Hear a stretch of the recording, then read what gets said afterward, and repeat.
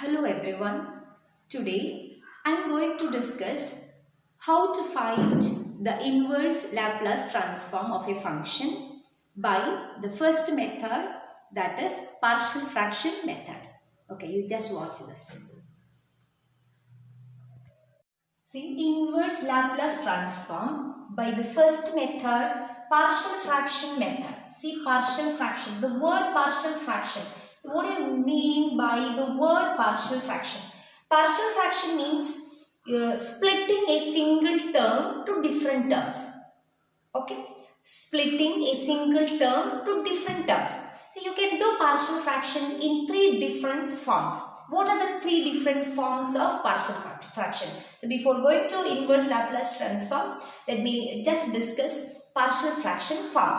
The first type is 1 by s plus a into s plus b. Suppose the term is of the form 1 by s plus a into s plus b. See, this is a single term. We want to split this to two terms. What are the two terms comes under this partial fraction method? First of all, you examine this term.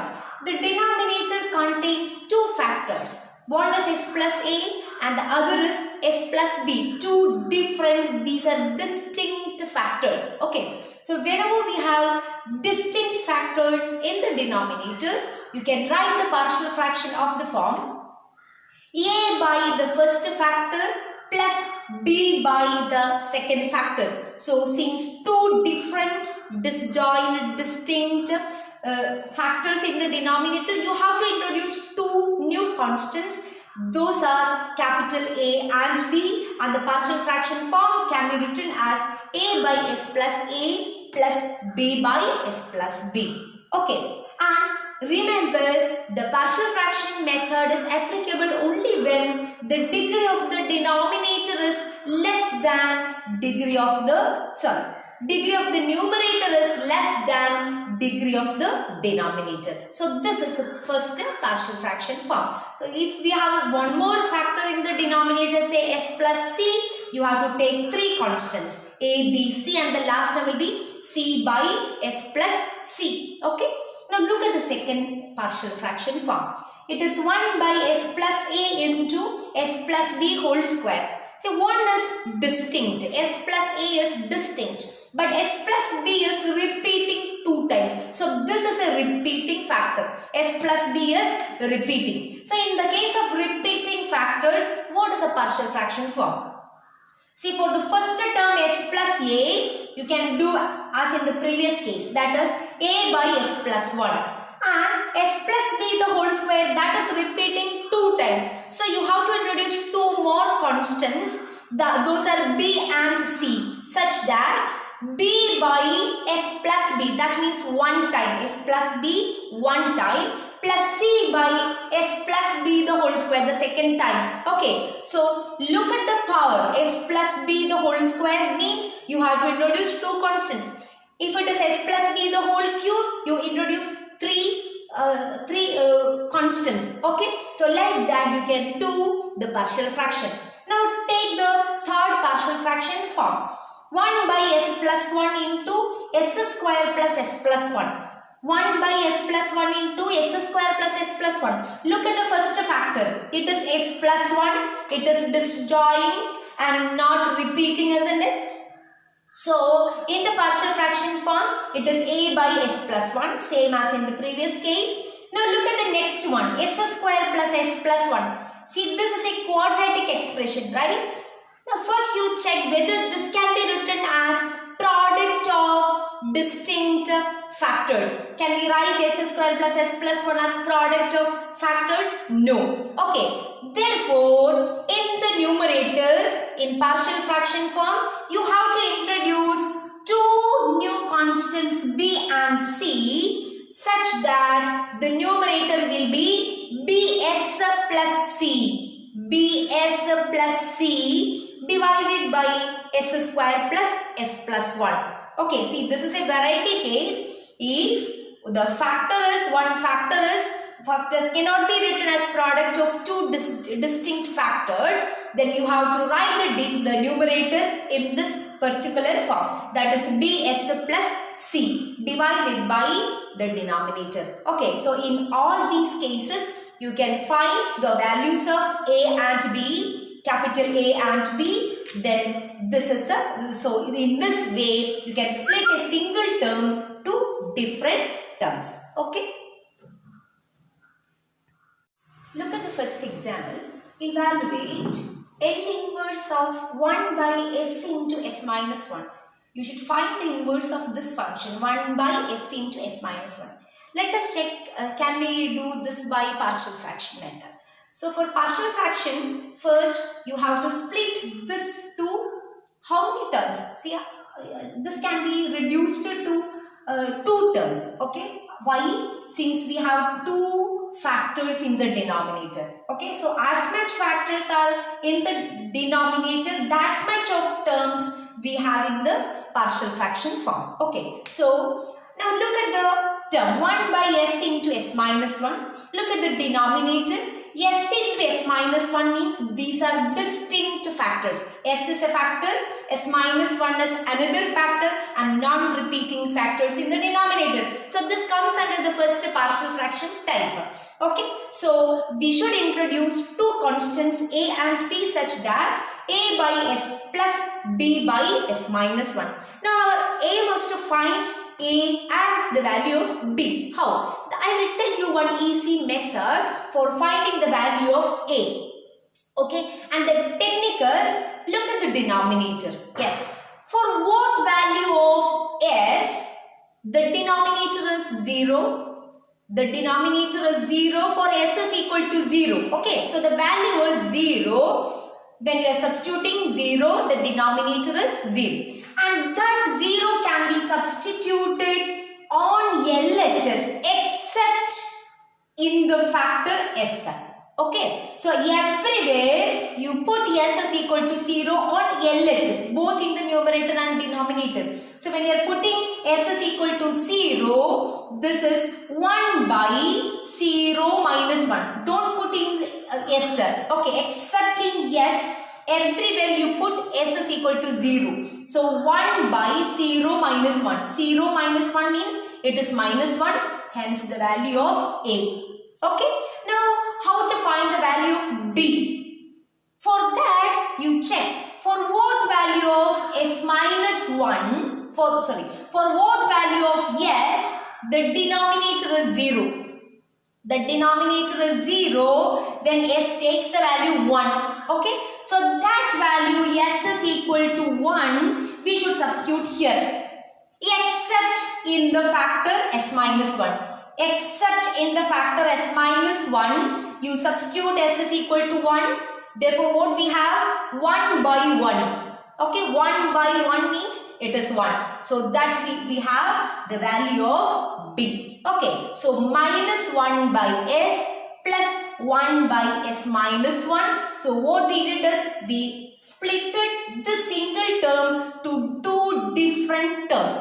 The first term is minus 1 by S and the second term is 1 by S minus 1. Now what about the inverse? Therefore L inverse of 1 by S into S minus 1 is equal to L inverse of minus 1 by S plus L inverse of 1 by S minus 1.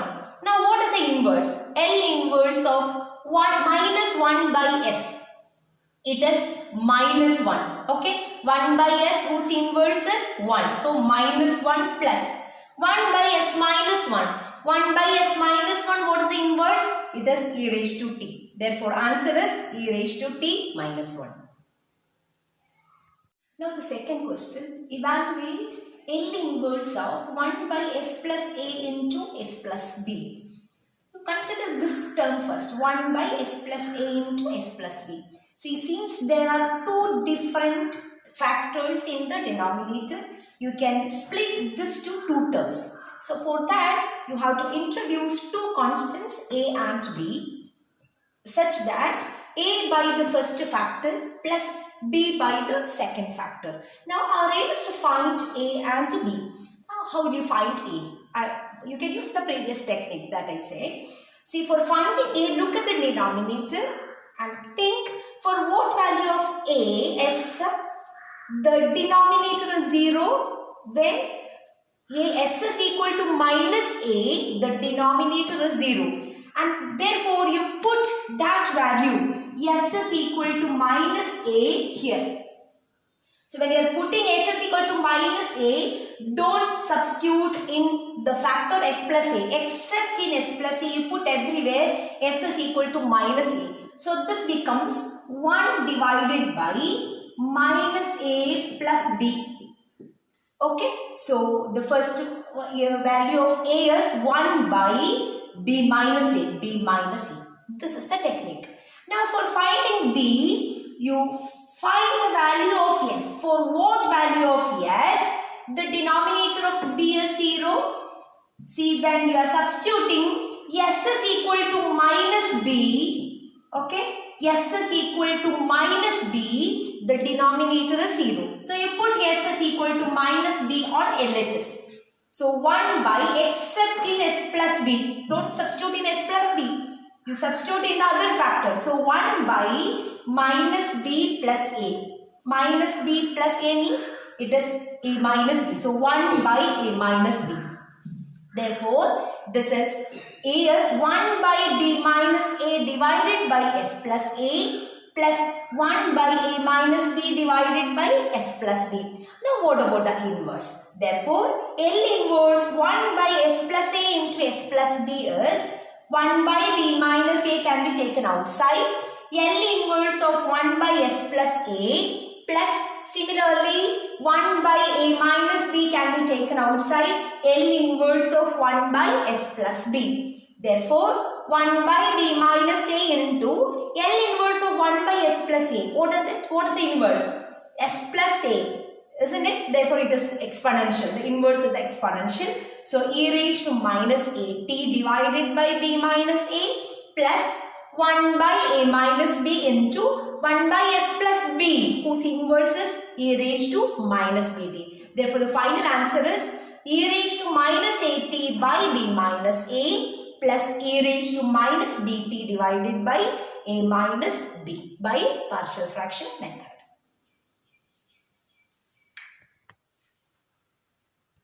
Now the third problem.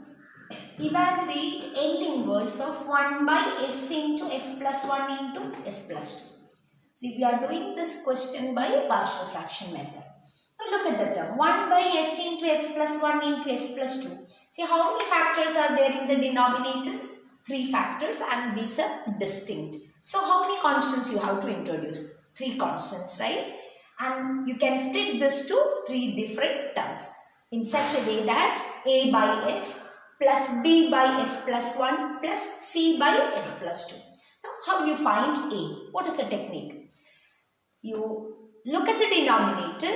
For what value of s? The denominator is 0. For the value of s is equal to 0. Okay, so that value s is equal to 0. You substitute here except in s. Okay, in all the other terms you put s is equal to 0. So what will you get? 1 divided by 0 plus 1. It is 1 into 0 plus 2. 1 into 2 divided by s. This is 1 by 2 divided by s. Okay. Now how will you find b? For finding b, look at the denominator. Okay. For what value of s? This denominator is 0 when you are putting s is equal to minus 1. And that minus 1 can be substituted here. S is equal to minus 1, you substitute here. Except in the denominator. See, in the factor s plus 1. So don't substitute in this factor. And when you are putting s is equal to minus 1, what is the LHS? It is 1 divided by minus 1 into minus 1 plus 2. Okay. So in total it is 1 divided by minus 1 into 1. Okay, it is minus 1 divided by s plus 1. Hence, we have the second term. Now, look at the third term c. How will you find c? Look at the denominator. For what value of s? Yes, the denominator is 0 when s is equal to minus 2. And that value you can substitute here. Okay, s is equal to minus 2. You substitute except in this factor. Okay. So, what we have 1 divided by minus 2 into see minus 2 into minus 2 plus 1. It is minus 1. So altogether what we have? 1 divided by minus 2 into minus 1. So that is equal to 1 by 2.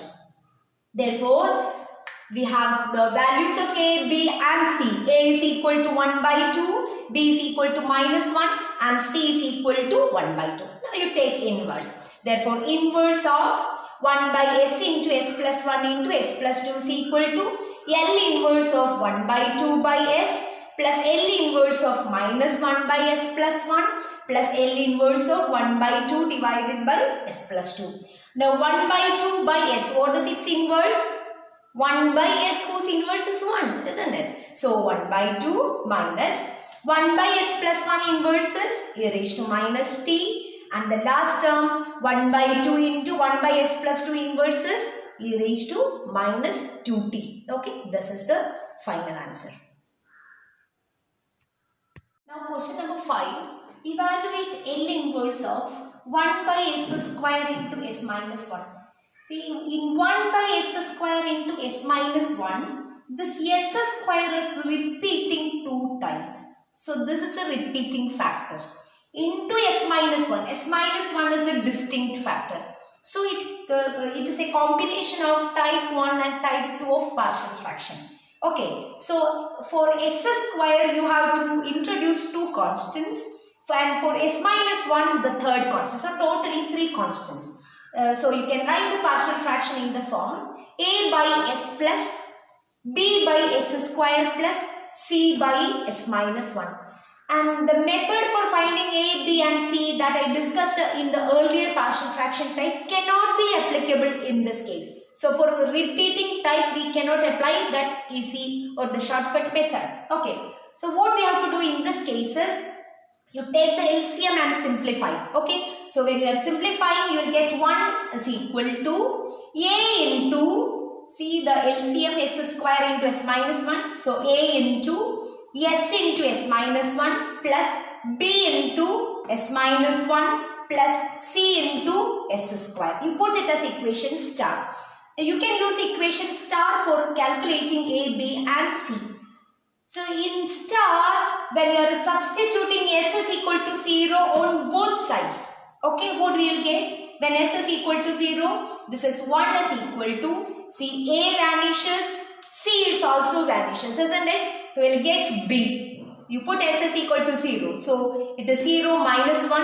It is minus. So minus B. Hence B is equal to minus 1. Okay.